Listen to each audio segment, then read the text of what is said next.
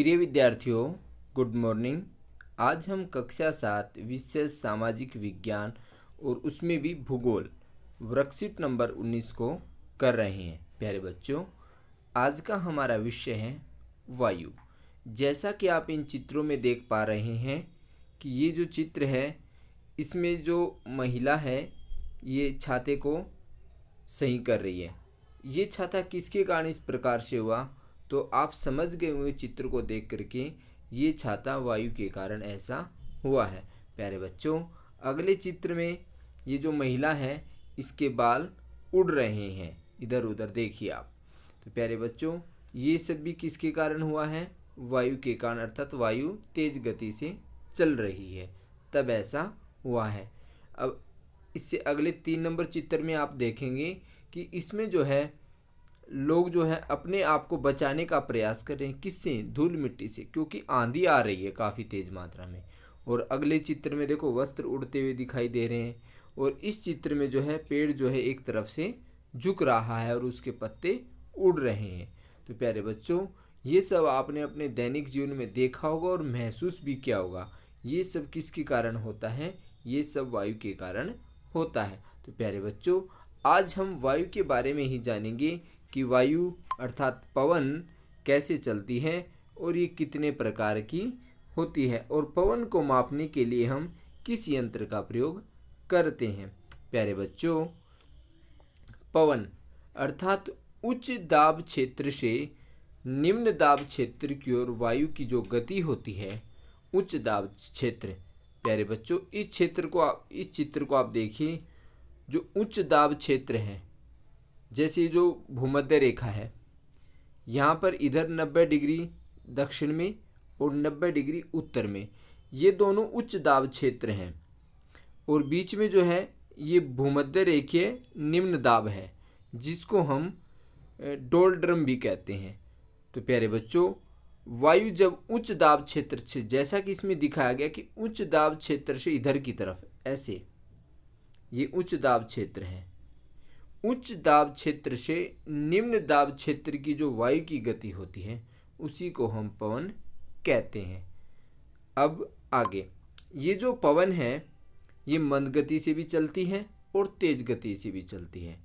जब ये तेज गति से चलती है तो जो हल्की चीज़ें हैं उनको अक्सर उड़ा ले जाती है, और जब तूफान के रूप में और ज़्यादा तेज आती है तो ये मजबूत से मजबूत पेड़ों को भी उखाड़ देती है। अब जो पवनों के प्रकार हैं, स्थायी पवने, स्थानीय पवने और मौसमी पवने। प्यारे बच्चों, जो पवने पूरे वर्ष भर एक निश्चित दिशा में चलती रहती हैं वो होती हैं स्थानीय पवने। और इनके कुछ उदाहरण हैं, जैसे व्यापारिक पवने, पिछुआ पवने और ध्रुवीय पवने। अर्थात ध्रुवीय पवनों का मतलब जो ध्रुव की ओर से चलती हैं। पिछुआ पवने के बारे में भी आपको बताएंगे। स्थानीय पवने, प्यारे बच्चों, ये पवने किसी छोटे क्षेत्र में वर्ष या दिन के किसी विशेष समय में चलती हैं, जैसे कि स्थल एवं समुद्री समीर। समीर का अर्थ होता है प्यारे बच्चों हवा। उत्तर भारत में गर्मी के मौसम में चलने वाली गर्म व सूखी पवन लू स्थानीय पवनें होती हैं। जैसा कि आपने देखा होगा, हमारे यहाँ पर गर्मी के मौसम में बहुत गर्म गर्म वायु चलती है जिसको हम लू कहते हैं। तो प्यारे बच्चों, जिसको हम लू कहते हैं वो हमारे यहाँ उत्तर भारत की स्थानीय पवन है। उत्तर भारत में आते हैं, जैसे दिल्ली, पंजाब, हरियाणा, राजस्थान, यूपी, मध्य प्रदेश, ये सब उत्तर भारत में आते हैं। प्यारे बच्चों, अब मौसमी पवने। मौसमी पवने वो पवने होती हैं जो विभिन्न ऋतुओं में, हमारे यहाँ पर 6 प्रकार की ऋतुएं पाई जाती हैं। हर 2 महीने में ऋतु परिवर्तन होता रहता है भारतवर्ष में। तो जब ये पवने विभिन्न ऋतुओं में अपनी दिशा को बदलती रहती हैं और इन्हीं को हम मानसूनी पवने कहते हैं। प्यारे बच्चों, जो ये आपने देखा होगा ये वात दिग्दर्शी है और इसका प्रयोग हम पवन की दिशा को मापने के लिए करते हैं कि जो पवन अर्थात वायु जो है किस दिशा में चल रही है। भाई उत्तर की ओर बह रही है या फिर दक्षिण की ओर, पूर्व की ओर या फिर पश्चिम की ओर। प्यारे बच्चों, अब आगे आप इस चित्र को देख पा रहे हैं, आप इस चित्र को समझने का प्रयास कीजिए। ये उच्च दाब क्षेत्र, ये इधर भी उच्च दाब क्षेत्र। उच्च दाब क्षेत्र से निम्न दाब क्षेत्र की ओर जाना जो है पवन की गति कहलाता है। और ये भूमध्य रेखा है बीच में, इसके ऊपर की तरफ कर्क रेखा है और नीचे की तरफ ये मकर रेखा है। अब प्रमुख वायुदाब पेटियां एवं पवने। प्यारे बच्चों, अब हम जो प्रमुख वायुदाब हैं उनके बारे में जानेंगे। वायुदाब में अंतर पवन प्रणाली की उत्पत्ति का प्रमुख कारण है। प्यारे बच्चों, जो वायुदाब है इसमें जो अंतर आता है, डिफरेंस आता है, जैसे 5 डिग्री, 10 डिग्री, 15, 20, 30, ये जो पवन प्रणाली की उत्पत्ति का प्रमुख कारण है। वायु हमेशा उच्च दाब क्षेत्र वालों से निम्न दाब क्षेत्र वालों में चलती है। अब उच्च दाब क्षेत्र इधर की तरफ है, यहाँ से पवनें इधर की तरफ चलेंगी, अर्थात उच्च दाब क्षेत्र से निम्न दाब क्षेत्र की ओर वायु चलती हैं। अब भूमध्य रेखीय जो क्या है वो निम्न दाब क्षेत्र है, जिसको हम डोल ड्रम भी कहते हैं। अब भूमध्य रेखीय चित्र में आपने देखा होगा, ये जो बीच में इधर से गुजर रहा है भूमध्य रेखीय क्षेत्र है। ये उच्च दाब से इधर की तरफ वायु चलती हैं। अब भूमध्य रेखा के 5 डिग्री उत्तर, प्यारे बच्चों ये जो आप चित्र में देख रहे हैं भूमध्य रेखा है, इसके 5 डिग्री उत्तर में, ठीक है ना, उत्तर ऊपर की तरफ है, तो ये 5 डिग्री उत्तर में यहाँ जो बिंदु बिंदु जो दिखाई दे रहे हैं ये 5 डिग्री है, और इधर नीचे भी 5 डिग्री है इधर की तरफ थोड़ी सी मात्रा में। तो 5 डिग्री उत्तर और 5 डिग्री दक्षिण तक फैला हुआ है जो भूमध्य रेखा निम्न दाब क्षेत्र। और इस क्षेत्र में पूरे वर्ष तापमान अधिक रहता है, तापमान बहुत ज़्यादा रहता है यहाँ पे, इसलिए जो वायुदाब है हमेशा कम रहता है। जहाँ तापमान अधिक होगा वहाँ वायुदाब कम होगा। मौसम परिवर्तन के साथ साथ इन पेटियों में भी उत्तर और दक्षिण में क्रमशः खिंचाव होता रहता है।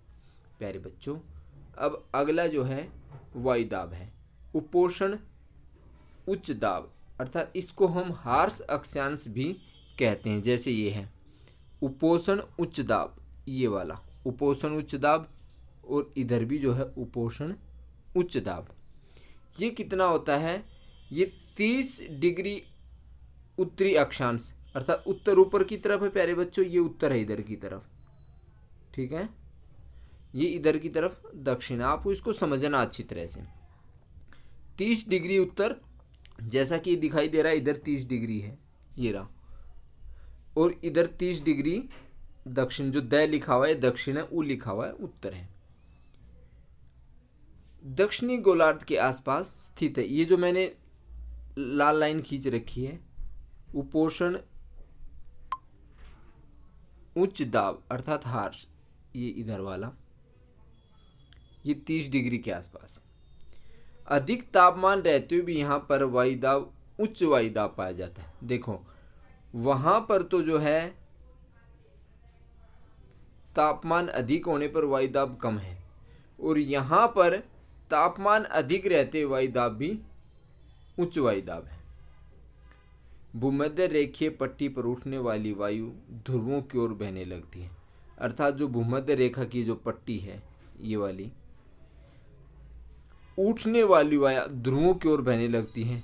अब ध्रुव किधर है, ध्रुव ऊपर की तरफ है, ये रहा ध्रुवीय इधर की तरफ है, इनकी ओर बहने लगती हैं। लेकिन ये जो पवनें हैं पृथ्वी के घूमने के कारण पूर्व की ओर विक्षेपित हो जाती हैं और ठंडा होने के कारण वायु उतरने लगती है। तो प्यारे बच्चों, इस तरह उच्च दाब क्षेत्र बन जाते हैं।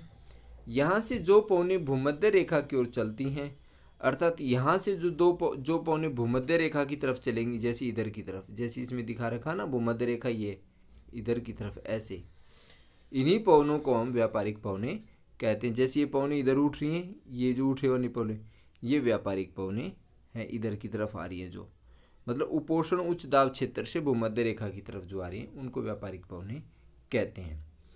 और ध्रुवों की ओर चलने वाली पवन को दोनों गोलार्धों में सनातन पछुआ पवनें कहते हैं। प्यारे बच्चों, हमने ऊपर जिक्र किया था ना पछुआ पवन, अर्थात ध्रुवों की ओर चलने वाली। अब ये जो ध्रुव हैं ये ऊपर की ओर हैं।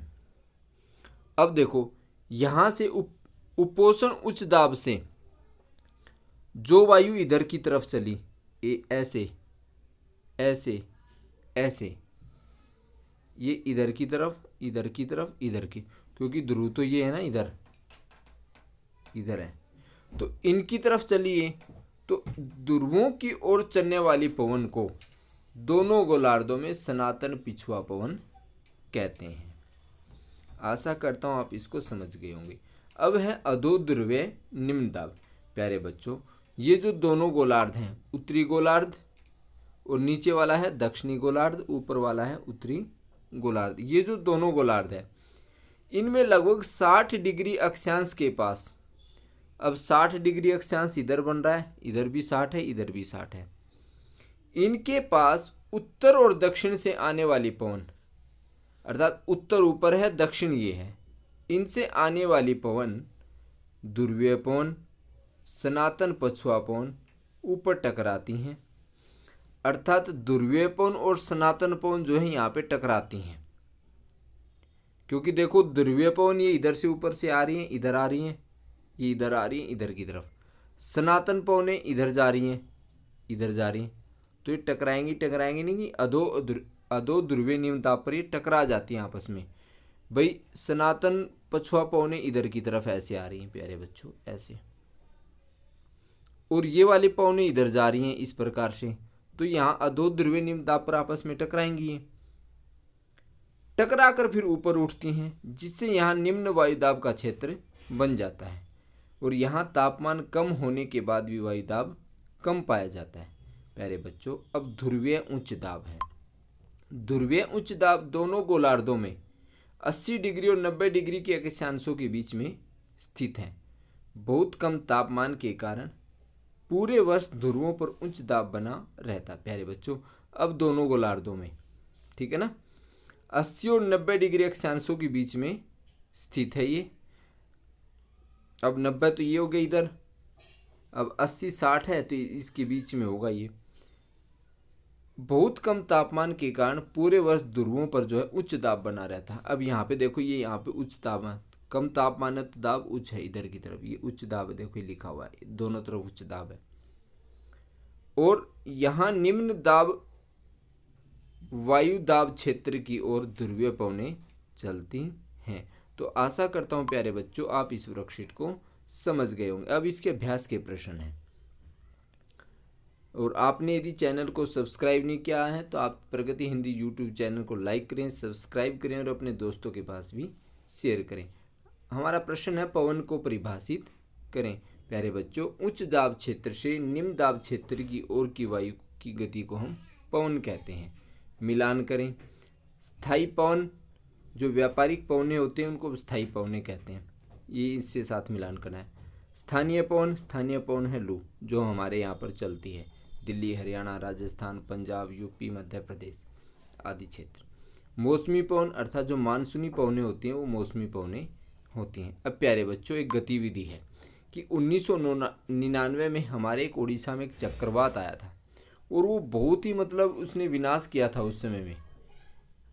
तो ये आया था 29 अक्टूबर 1999 को, और हमें उस चक्रवात के क्या प्रभाव पड़े उड़ीसा में उसके बारे में बताना। तो प्यारे बच्चों, उड़ीसा में चक्रवात 29 अक्टूबर 1999 को पारादीप इलाके पर 260 किलोमीटर प्रति घंटा की रफ्तार से आया और उसने अपना वहाँ पर प्रभाव भी दिखाया, और इसमें लगभग कहा जाता है कि 25,000 लोगों की मृत्यु हो गई थी। कितने लोगों की मृत्यु? 25,000। और इस तूफान ने सड़कों और इमारतों को गंभीर रूप से क्षति भी पहुंचाई थी। इस तूफान के साथ भारी बारिश हुई, जिससे कई इलाकों में पानी भर गया और उस क्षेत्र की सारी फसलें बर्बाद हो गई, ये भी नुकसान हुआ। और इससे लगभग 25 लाख पालतू जानवर माने गए, जिसमें कहा जाता है कि 4 लाख गायें भी थीं। और अब हमें कुछ अन्य चक्रवातों के बारे में बताना है।